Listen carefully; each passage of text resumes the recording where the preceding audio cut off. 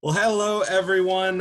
Thanks so much for being with us. As always, this is Chris from Hope Des Moines. Thank you for joining us, whether you're listening to this, whether you're watching it, whenever, wherever that might be.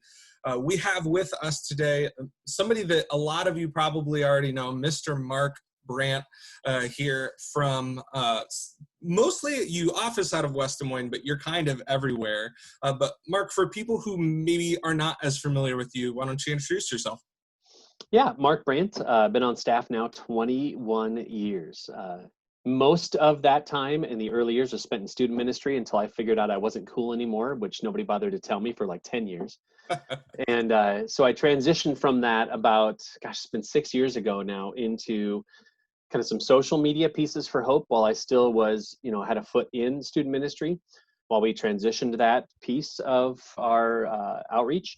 And then fully jumped in with both feet to the online sphere about 4.5, 5 years ago to help kind of craft what we now have as our online presence here at Hope. Now, that's Mark. That's when we first met, was when I was in your student ministry, and you've been around Hope. You've seen Hope in a lot of different kind of iterations. I don't know if that's the right word because it's always been the same Hope, but as it's grown and as it's changed in a lot of different ways, what is your digital outreach minister, right? Is your technical title. Maybe Yep. not something that every church has in a digital outreach minister. Right. Maybe just talk a little bit what that looked like for you to step into that role, and maybe particularly why you felt like that was the next thing for you. That's a great question. So it sort of morphed over time. I think even before I started in this role, churches were starting to explore the idea of the digital sphere for ministry. And a lot of churches started hiring, online pastors before we really even knew what that meant. So basically we hired people, turned them loose with no backbone of vision for what this could be. It was just, hey, let's be present. I think it primarily started with social media. Some churches were streaming, and so they were kind of just making sure that the streaming service was happening. But there really wasn't a way to pastor or disciple the people that were present in that space. It literally was just, very pioneer-ish. So if you think even, back in the days when we used to explore as people, the first people that got there probably were the ones that had to suffer the most because they didn't know what to do. Then everybody that came along after them kind of had a better understanding of what was necessary. So I came along later to kind of help, better understand what it meant to be present online. For me, what really resonated was this idea of reaching out to people that didn't resonate with church. So if you're checking out a church online, it's got to be for a reason. And they're various, everywhere from I was sick this week to I just am not comfortable in larger crowds, to I don't live anywhere near your campus, but there's no healthy church near me. So I Googled Lutheran church online and found Hope. There was a variety of ways that people were finding us. And I wanted to get to know who those people were because I wasn't okay with us just being a Netflix church where people could just tune in and watch and have no connection whatsoever. I wanted people to connect to us, as a ministry. And so one of the first things that I did was just wonder out loud, how can we do that? How would we connect somebody who we don't know, who we can't see, to what Hope is doing? And the best thing I could figure out was to go on camera in whatever way we could and say hello. And so we tried that. It was at Ash Wednesday service. I can't remember the year because it's, everything kind of morphs together these days. But we put a webcam on a tripod and we hooked it into our system. And it was a very low risk service because Ash Wednesday online, we really weren't getting a lot of traffic to it yet. So we thought, if we're going to mess up, let's do it on this one. Yeah. What year was this? Yeah, 2015 is what I would guess. And the idea was we would turn on the camera. Somebody would point to me and say, we're live because we didn't have this light that would go on. Yeah. And I would say, hi, welcome to Hope. We're so glad you're here. So basically the same thing that we were doing as an announcement person in the house, I was doing online. And a funny thing happened. People reached out to us, not a lot, but a few, and said, it was so great to feel like I was a part of the experience versus just watching. Sure. Because there's this weird tension of that word. I'm watching the service versus I'm worshiping. And Yeah. I wanted to make that transition, because going from viewer to participant is a pretty big step. And I felt the best first thing we could do was just put a face in front of the people and say, hey, if you would love to connect to us as a church, I am the person that you can reach out to. Mm. And so that's sort of where it started. Well, that's awesome. And I know that that kind of proliferated then into something that is uh, certainly not always the norm, even within multi-campus churches, in that we have our campuses at Hope that people might be familiar with, but this is even pre-COVID. You've been Yeah. involved with so much online stuff. Local sites, talk a little bit about how that's worked, and kind of Right. how does such a crazy thing come to be? I would love to tell you that this was like a vision I got from God one day to say, Sure. thou shalt do this. Honestly, I take zero credit in this. There were churches that were doing this around the country that I was not even aware of. Sure. They called them microsites. That's kind of the terminology of what we're doing. It's a micro version of your church led by volunteers. Really, how this started was I had worked for a very short amount of time early in my ministry career in Forest City, Iowa, small Mhm. town, north central Iowa. And I'd gotten to know quite a few folks up there. They had become church nomads for a variety of reasons, but all of them, in one way or another, had a connection to Hope, either through me or through families, that family members that were a part of the Hope family, you name it. They had connected to us, and they were all beginning to watch online. They were a part of that nebulous group of people that would attend on weekends, but really didn't have that formal connection to Hope. Sure. So a couple of them reached out and said, "How would we go about getting people together to worship church together?" Mm. And one of the folks that reached out was on staff with the YMCA at the time. Having lived there in town, I knew it. I'd been there multiple times. I was a member. There was a community room in the Y that I said, hey, could you rent that space or just borrow that space and throw a screen on the wall, or just use the wall Mhm. and project the service and just invite people to show up. Nothing more complicated than that. Just make it available and see what God does. Yeah. And that was in the fall of 2015. And they put a projector in there on a stand and projected it on the wall. And I think maybe 15 to 20 people showed up the first couple of weeks, most of them families that were, familiar with each other. We really didn't have a name for it other than this was this group of people that were worshiping together at the Y in Forest City. Yeah. It wasn't until in the spring, the following year of 2016, that we started to get a little more organized with this, because another individual that I connected to via a prayer requests online. So we started to take these prayer requests, via our Hope Online. We had a form you could fill out. And there's a gentleman named John Hill from Ames who was having a surgery, and he asked for prayer for his surgery. So I reached out to John on an email and I said, hey, I'll be praying for you. Let me know how it goes. And then he asked this crazy question. He goes, hey, has Hope ever thought about coming to Ames? And having already sort of experimented with this idea in Forest City, I wasn't quite ready to take that into prime time. So I sort of put him off for a while. Like, I don't know, John, aren't there churches in Ames we could work with? And he was persistent.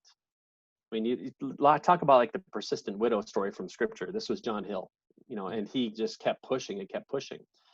And so I sort of went back into my own prayer time and I said, if we're going to do this, we got to figure out what this means, in the larger scope of things. And so that's when I discovered that there was a church in San Diego and also a church in McLean, Virginia, that were doing this sort of ministry. So I reached out to both those churches, learned a lot about this idea of micrositing, and I changed the naming from micro to local because I just liked that terminology better. Micro just feels small. I mean, it's hard to It's be. like the scene from Zoolander where he says, "What is this? A reading center for ants?" Like that's what I Yeah. think of. Yes. And micro might be the best description for what it is, but it's not really a great name for what we're doing. Because my thought was, this is church that's local to you. No matter where you are, you can do church locally. And so this was just a digital expression of local church. And so Ames started. It took us a year. Like John and I went back and forth for the better part of a year before we launched Ames. Because I wanted to do this with a little more intentionality rather than just, hey, here we go. And so we built a leadership team. That team started to meet so that there was a real structure behind this so that it could sustain itself. Because Sure. whereas Forest City was small town, there's and they're great people, salt of the earth people. Mhm. Ames was a much larger town. It had a campus there in Iowa State. There was a different potential for what it could be, and so it needed a little more concrete leadership before we could really unleash it. For sure. And that's certainly grown, and the local sites are anything but micro now. They're especially compared to a lot of different churches across the country. Yeah.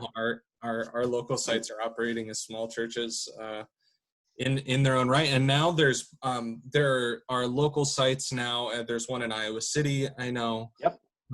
And just keep popping up. Yeah. Forest City, Iowa City, Clear Lake, Bondurant, and Kansas City. Shawnee Mission, actually, to be more specific, because Kansas City is a very large metro. So Sure, it's the sure. southwestern quadrant of Kansas City. And we've got a group that we won't name the town yet because we still are in negotiations with our larger family on what that could look like. But there's a town near us that's going to launch, hopefully, God willing, sometime this fall.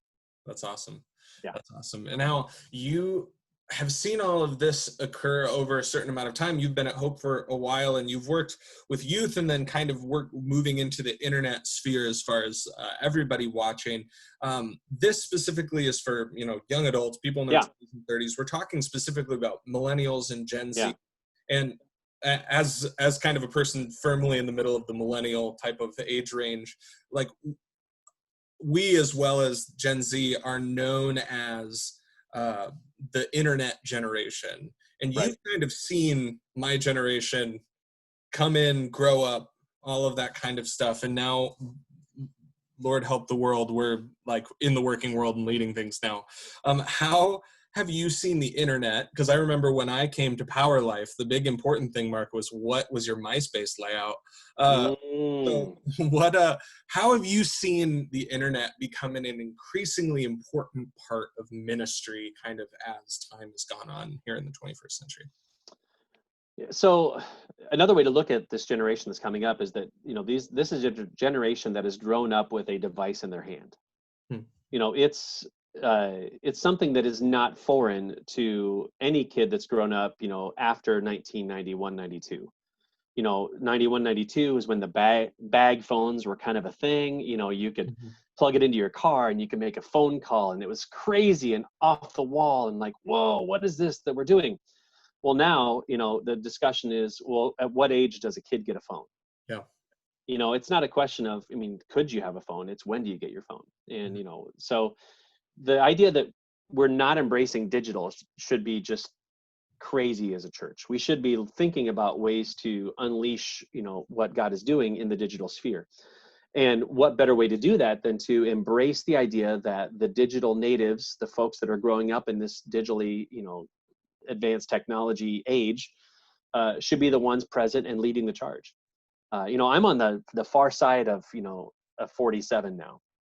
I love being here and I love hanging out with folks, but if the future of the church is digital, I'm like that pioneer now. I'm laying the groundwork for somebody to pick this up and run with it, in future and subsequent years. Because one of the things that's been shattered, I think, and this is what the Gen Zs and everybody else is recognizing, digital relationships can be authentic. It's so much different for your generation and younger growing up, where dating happens much more digitally now. Of the weddings that I perform, I'd say well over half of them met via some sort of an app. It's just crazy to me to think, that that's the way that people are connecting, because digital can be a way to get to know something, whether it's a product online, whether it's a company that you want to work at, whether it's a church now. Being present digitally is the responsible thing to do. And beyond that, it's also a way that you can stay connected, rather than always relying on showing up in person. Now, COVID has put this on blast, because we are no longer allowed to connect in the ways we used to. And so digital is just being amplified in a huge way. And we're learning a lot because of that. But regardless, even when we emerge from this, the church that does not embrace the digital sphere is going to go the way of those extinct brick and mortars, Blockbuster, Sears, JCPenney, because those companies didn't embrace this idea that people might want to connect to us digitally. And you know what? That actually will help our in-person brand. So as we think about it, as I'm looking at next gen folks, and the millennials that are growing up, don't let us get in your way. If you feel called to do this and called to lead in some way, step in. This is something that you don't have to be told to do. Just lead the way you are, because here's the other thing. You're already doing this. I see it with things like Venmo, with things like Uber, with things like Lyft. We're so connected digitally. It's not unheard of for you to be sitting around a dinner, have one person pay, and rather than get out a wallet and hand somebody cash for their portion of the meal, it's, oh, how much do I need to send you? And boom, it happens digitally. It's done. And you didn't leave the table. Relationally, you didn't disconnect. It's just another way to enhance the relationships that we already have.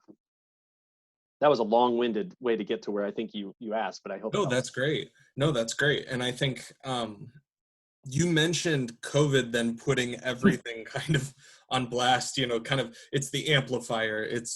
All of a sudden we're all kind of forced into this internet realm. I know as we at Revive Des Moines, we didn't know quite what to do. All of a sudden, just everybody over the span of a couple of days is completely online. So we did Instagram Live for a while. We've done some stuff with YouTube. We put some more stuff on podcasts just to try to speak to people's lives and meet people wherever they might be. What have you seen as far as how people have been interacting with church, even just over the last few months as COVID's happened? What are you seeing kind of arise out of that? So that's a loaded question in very good ways. And I feel like within the last 2 to 3 weeks, I've seen a shift that's really, really significant that we have to pay attention to. So when this first hit, it forced a lot of people to just 100% 180 switch, to an online presence. Now, folks that were used to showing up in person were thrilled because, hey, I could still stay connected to church. It was different, but it was still church. And that worked. I feel like for a period of 6 to 8 to 10 weeks, where people were like, man, okay, I'm so glad to still see my folks, whether it happened via Zoom content. It was good to still be able to deliver it. What's happening though is now that we are so far into this process of dealing with the virus, people are getting tired because we're not wired for this. Sure. I will say that the digital relationships can be authentic, but they need to lead to something. I mean, let's go back to that analogy that I talked about with couples that are dating these days, either whether it's Match or Tinder or whatever. Eventually, you get that, hey, IRT, or IRL, I guess IRT, whoops, there was my age. IRL, are we going to meet in real life? So you have to eventually sit down over a table and have a cup of coffee or a drink or something like that to really have that moment of, is this somebody I can resonate with? We're wired relationally to be present. So online needs to be just a vehicle to bring people to an in-person relationship. Right now, it is the only relationship we have. And that's why I think people are getting tired. Even folks that are, online apologists would say, we've got to find a way to move this beyond. Because in its ideal application, online is a tool that we can use to connect people digitally to a physical presence. And I feel like if we don't emerge from this, sooner rather than later, we might find our impact lessening. Sure. Because if people are used to that in-person presence, like you're talking about, being present at Revive is an important thing. People are starting to get, hungry for a place to hang out again. And so we need to move this from 100% digital, which is all it can be right now, to a hybrid model. This is what I'm really passionate about right now, is this hybrid model where we see digital as a companion to in-person experiences, in-person relationships. And I feel like as we can get better suited into that, that's the future, I think, of online within the church. It's a both and of online and also in real life. So let me give you a great example. it used to be that we looked at online as a fallback if you couldn't be there in person. It wasn't lifted up to a level of legitimacy, for attendance. And so the only way we counted attendance is if your butt was in a seat on a Thursday night, a Tuesday night, or a Sunday morning, whatever that looked like. Well, now imagine a world where we are fully present online and together in person. So you have a Revive, young adult member that is there on a Tuesday night in Des Moines, or there on a Thursday night in West Des Moines. Mm-hmm. And the next week they have to go out of town for work because there's no other way around it. Well, if Revive is present online, that person can still attend worship virtually, mm-hmm. whether in real time or on demand. And that can count. They've been to church. They just didn't show up in person anymore. And now when we lift that up to a level that says, hey, we want you to do this. And so we're going to be there. It's going to be great quality. We're going to follow up with you afterwards. Your small group can still meet after, so mm-hmm. when we bring that into, a part of the expectation of church, now where we used to say that person attended once a month, now we can say, hey, they're here every week. They're just not present every week. Sure. Do you follow that logic? Yeah, absolutely. It's the way to connect people. And really what you're talking about is being, I'm thinking, from a practical standpoint of the people who would host these types of things, it's about trying things and seeing what works. And I think that's always been a tenet of Hope in the way that the Hope's moved is, let's try it, might be on the, on one of our catchphrases, could technically be for Hope, hey, might as well. Right as well, yes. And so I think that's been impactful for people to try to engage in a different way. And mm-hmm. I think that there have been some really fun things through that. At Hope Des Moines, one of the things that people have loved the most is John and Tiffany go on Wednesday nights. Yeah. And they've called it Hope After Hours, and they just talk about stuff. People love that thing, and it'll probably continue on after this whole season, whenever that is, if ever that is. Mm-hmm. I just know Hope After Hours will probably exist. I'm now, watch me say that, and then John's like, now I'm hooked to it. But what you're hitting on is something that's super important. Folks are tired of clean, polished, expected. Right. What they want is raw, vulnerable, intimate. Mm-hmm. And it doesn't have to be long. Right. I think those one hits, those times when you can be present in this space in a real way resonates with people. Now it has to morph over time, because like everything, it has to be set in jello. It has to be willing to adapt. And that's another thing that church has not been very good at over the course of the last century, is adapting. Right. We get so stuck in a model that works, we're like, oh, stick with it, that we miss the next wave. And something works and you're like, I guess this is how it is forever. Right. It's even the way we're delivering content has to change. Look at TED Talks. TED Talks are wildly, fantastically popular because of their length, not always because of their content. Right. You can sit and you can digest a TED Talk in 20, 25 minutes mm-hmm. and get a lot of content, because you take away all the fluff and you get to what's the meat of things. No, I'm not saying we have to shift the way we preach or teach. I'm just saying we have to think about how we deliver our content differently. Right. How do we get more for less? I was watching, and it doesn't always have to be with a high definition camera with lights and all that fun stuff. Right. I watched a special on the MLB network, on the baseball network, where they're talking about a broadcaster. And it was two guys talking about this broadcaster from their kitchens with AirPods in. That was their audio. It was over a webcam, and their audio was coming via AirPods. It wasn't high polish. It wasn't, you could tell this was done pretty quick and nothing fancy. Yeah. But I was glued to it for an hour. That's the other thing, is we think about content and content curation. We have to look at how we bring the good news to people. It doesn't always have to be a class in a time and place. Not that saying that that's bad. We still want to offer times for people to get together. Right. But if we can start to bring discipleship into more of a digital hybrid model, we might find a higher engagement than we did before. So this is a great example. Think about a young adult group of friends. Often they'll get together as often as they can, but it's always a juggle. Like, when are we going to get together? And people show up late, people arrive early. It's just, you look at your calendars, it is, if you think my generation was busy, your generation is all over the map, because you're consuming everything you possibly can all the time, Right. which is not a bad thing. It's totally, it's no different than when I first got a Nintendo and I didn't leave my basement, for like 5 days. Like, I have to beat Yoshi's Island. Right, right. So imagine a world where a small group no longer has to stress about finding a way to get to Chris and Kelsey's house. Now, 3 times out of the month, you find a way to do it via Zoom.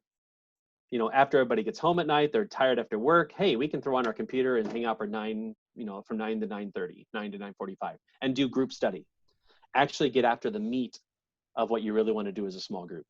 Sure. And I'm hearing groups that are having a lot of success with this, because when you get together in person, really what you want to do is you want to hang out. You want to get to, how are you doing? We fight this tension of social gathering versus study. Right. And, why keep battling this tension? Utilize technology. Say, hey, let's do our study during the weeks on Thursdays at 9 o'clock, after, we get down for the night, and when we can really focus. And then when we actually can find a time to get together as a group, let's just have it be totally about fun. Yeah. And relational, and maybe we'll study, and we'll definitely pray. But the focus of when we can get together, which might only be once a month, which is truthfully all really small groups can handle sometimes. Right. Now you change that focus. Hey, we just get together to have a barbecue or go out and have a good time and spend that time being together. And then, we can actually get together more frequently in moments like this to do the meat of how we actually want to grow. I think there's a benefit to looking at embracing digital in that way, utilizing it, in times when we wouldn't otherwise get together. Because I've heard from people that say, I've spent more time with my family who are distant and apart now Right. than I ever did before. And they're like, why wouldn't I have thought of this before? Why wouldn't I have thought of utilizing Zoom? But Zoom wasn't really thought of with this application. Right. Well, and in a lot of ways, it seems like, and ironically, like, social media, and if you want to include like different video conferencing things like Zoom with it, social media and technology was always meant to like improve what you're talking about is using digital not as a platform in and of itself, but to enhance the times that you're together and free that up. And it's kind of funny, like, that seems like what technology was always meant to be. What social media was always meant to be was to connect family members and people you haven't seen in a while. And COVID actually allowed us to utilize social media like it was always supposed to be. It just took a decade or so for us to actually use it that way, or to have the right circumstances come along where we're kind of forced into that use of it in a lot of ways. Now, I know that a lot of people have really found good connection with online worship, and it's worth saying on our Instagram bio right now, we have a link to online worship, and people have also connected with the podcast and listening to sermons that way, Pastor Mike's podcast, and a bunch of other ways that we're able to connect online with ministry and with our church. There are also a contingent of people that we've heard from that just really struggle to connect online. Maybe that's something they've never really done before. Maybe it's just, people receive things in a lot of different ways. People are different learners. They interact with things different ways. So we talked a little bit about this with Jed when he did a pop-up class about worship and connecting with worship online. Kind of, he spoke predominantly of like the musical component of worship and connecting with that. And we talked about it being an opportunity for you to try, if in growing in worship, you're in the safety of your own home, like really allowing yourself to be there in a way that you don't have to worry about the perceptions of others if that's something that you've struggled with in the past. But I'll pose the same question maybe to you, Mark, where let's say there are a couple of people, and I've spoken to a few recently, a handful of people, not a ton, but some people are really struggling to connect with the online stuff. What advice would you have for those folks? Especially as we look at this potentially not being over for a while. So I guess let me ask a quick question just of clarification on that. Are these people that were connecting in person before that are just struggling because it's on a screen? Correct. Or, okay, all right. Give me a moment to think about this, because that's, That's an interesting wondering. Sure. I wonder if people are struggling not because it's a screen, but because they long for something deeper. Sure. And that exposes, I think, the limitation of digital. Digital, for those that are super relational people that need to have that physical presence, a screen is always going to come up short. There may be nothing you can do. You can put together the best quality you can for this production online, and it's just not going to be where their heart is. And so, for them, I feel like that's where this 100% digital is failing. Sure. Where once we go back to having the option of being in person, because we're hearing that around here too, where people are saying they're just tired of online worship. Not that they're tired of church, they're just tired of this being the only way we get to hang out. And I wonder if that's what those folks are experiencing. That, gosh, if this is the only way I can do this, man, it's just not doing it for me. That's honest. It's real. It needs to be validated that, yes, for you, this isn't a shame thing. It's really a truth thing. You are somebody who is wired for in-person relationship, and we long for that. I mean, right away in creation, God said it isn't good for us to be alone. And God didn't say, so I'll create Zoom for you to be together. No, God created us, humankind. You go back to the Hebrew, Zoom's not there. Right. It wasn't like Adam and Eve were in separate gardens, connecting over a device. Adam's got like a fun background. Right. Yeah, virtual, he's got a hippo. Actually, no, it was an animal, and he's like, Eve, what do you think? What should we call this thing? Oh, I don't know. So they were fully present together in that space. And that was how we were wired. We were wired to be fully present together.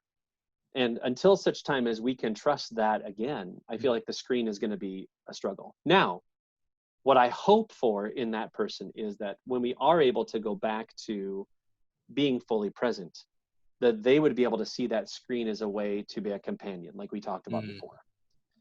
That don't feel shame in that right now this isn't working for you. That's honest, it's real. Don't keep avoiding it though, because I want you, relationships matter no matter how we get them. But at the same time, when we go back to being fully present again, trying to find ways to let this be an enhancement to how we grow together spiritually rather than dependent upon it. Yeah. And right now, I think we're just too fully dependent upon it, so that for some folks, it's just a little bit of a struggle. For me, I'll even admit it. I'm the online guy, and I'm like, you know what? I'm ready to get back together in person, because anybody that does what I do, if they don't honestly tell you that in person is the goal, then they shouldn't be doing this. If you want to, because the point isn't to build this great online presence. The goal is to build an online discipleship ministry that moves people to a relationship with Jesus, and often that is lived out in community. Yeah. And you can have community online. I have some friends that do online ministry that we get together every Thursday morning at 8:00 and we hang out. And these are great people. I've never been in the same room with them, but I consider them my friends. Right. But we all will say we long to for the next conference when we can actually get together, have a cup of coffee, and just, not talk about everything we've been talking about, but just like, hey, you're Jeff. I've been missing you. I'm just great to finally spend time with you. That is how digital works best, especially in ministry. It's that companion to in-person relationship that can help people to stay connected when otherwise they might be isolated. And what I'm hearing you say too in that is that even if it's not necessarily your method, it's not something to be avoided. You're saying that if that's the only option, and that as we seek to continue to have ways of people connect, whether that's they added a chat feature on the for live discussion, and all these different things that we're doing to connect with people. Even if you don't connect best over digital, it's not necessarily an excuse to completely disconnect from church, because what it's doing is allowing us to sustain relationship while this is the only option. And you're talking about how it's totally fine to have it not be the method, but it is better than no method. Yes, and that's the crux of it, is that we have to accept that right now It's just not safe to be physically present in the ways that we used to be. Mhm. And honestly, when we emerge from this, whenever that is, it's going to look different regardless. It's good. And so that's why we have to look at this as a hybrid. We have to look at it as a both and, digital and physical, because for some folks, it's going to be a while till they feel comfortable being in spaces like this. Right. And for other folks, they might find that it's great that now I'm able to have more connection to my church because they're more digitally present in whatever ways that look like, than just having a once a week at this particular time in this particular place moment, and then the rest of my week is spent doing all the other stuff that I do. What would be so beautiful to me is that the church starts to embrace the fact that we can be here on a device, something that people don't have far from them, 24/7. If we can be a connection point for people in this space, we might find that in those moments when, let's just be honest, being a young adult cannot be easy. It wasn't easy in my generation, growing up in the 80s and 90s. I can only imagine how much more difficult it is now when your very life can be exposed in ways you weren't expecting. So we need to be present there to be a safe space digitally for people so that they can feel connected to their creator and to their church, especially when things aren't going well. And that's where, just, opening our front door and saying, hey, come on in, we'll take care of you. That's the old model of church. Hang up a sign, and because we're here, they're going to show up. No, I feel like we need to be physically present in the digital space to create trust so that they'll eventually come and hang out with us in person. It's a shift in the way we think of things. That's why I call myself the digital outreach minister, because this is truly outreach. Yeah. And it has to be. Yeah. And we've been super grateful for the amount of people that we've been able to connect with as a church during this time, that we would have never met before. So if you are one of those people, we're certainly grateful to have you here and consider you part of the family. Yeah. Mark, thanks so much for taking the time to do this. You're welcome. Thank you so much for being a champion of being on the, as you said, the kind of the explorer on the front lines, figuring it all out for all of us. And thank you especially in this role as well, and all the other ones that you've played. You've always been a champion for the generation of people that you're talking to right now. So we really appreciate it. And hopefully we'll get to see you in a safe environment in the brand new building. We'll have you by sometime soon. Love it. We'll see you then, folks. Awesome. We'll see you later.